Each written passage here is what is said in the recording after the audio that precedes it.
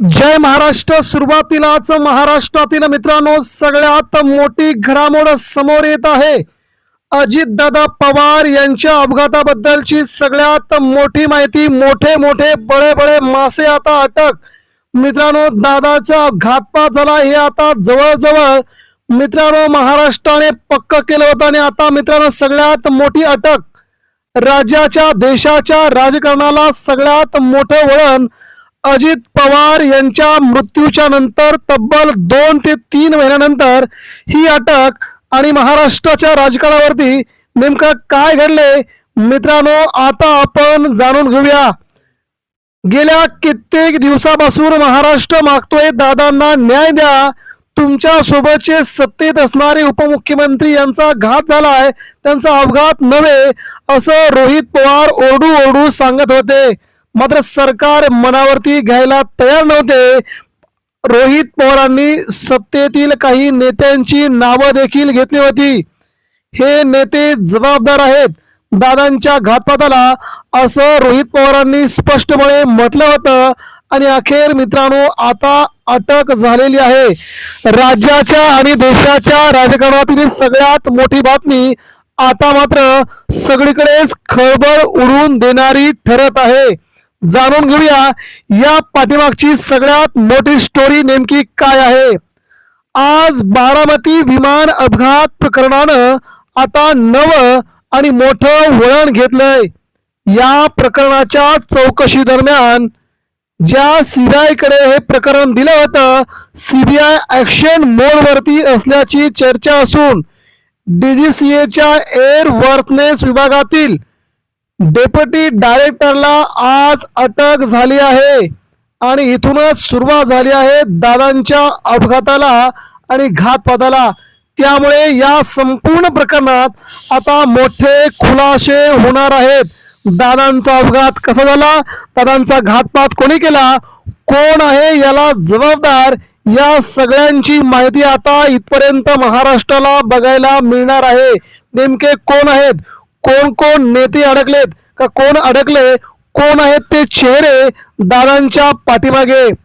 त्यामुळे आता या संपूर्ण प्रकरणात आता मोठे खुलासे होण्याची शक्यता असून या घडामोडीनंतर रोहित पवार यांनी जोरदार प्रतिक्रिया दिली आहे. डीजीसीएवरती निशाणा देखील साधलाय. सोशल मीडियावरती रोहित पवारांनी पोस्ट करत म्हटलंय डीजीसीएच्या एअरवर्थनेस विभागाच्या डेप्युटी डायरेक्टरला सीबीआयनं अटक केली असून गुन्हा दाखल झालाय आणि ही सगळ्यात मोठी बाब म्हणावं लागेल.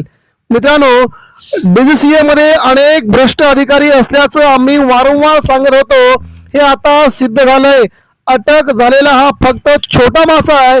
याहून बडे बडे मासे या यंत्रणेमध्ये आहेत, महाराष्ट्रामध्ये आहेत.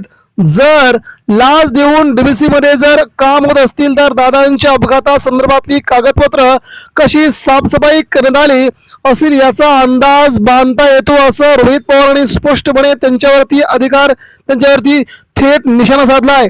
दादांच्या अपघाताचा तपास सीबीआय कडे द्यावा अशी मागणी करून 2 महिने उलटले तरी तपास हाती घेतला गेला नाही. मात्र दुसरीकडे सीबीआय स्वतःहून कारवाई करते हे विशेष आहे असं त्यांनी म्हटलंय. त्यामुळे आता यातील बडे बडे मासे आता समोर येत आहेत. हा डेप्युटी डायरेक्टर ज्यांना आज सीबीआयने पकडलं तर एअरवर्थनेस एखाद्या विमानाला द्यायचा अधिकार या अधिकाऱ्याकडे होता. विमान हे उडू शकतं का की उडू शकत नाही, सर्टिफिकेट एअरवर्थनेसने द्यायचे असते. हा अधिकारी त्या ठिकाणी द्यायचा. तोच जर भ्रष्टाचार करत असेल तर जे विमान एअरवर्थनेस अशांना सुद्धा परवानगी दिली असती मग दादांना हे विमान का दिलं याची आता चौकशी त्याकडे होत आहे.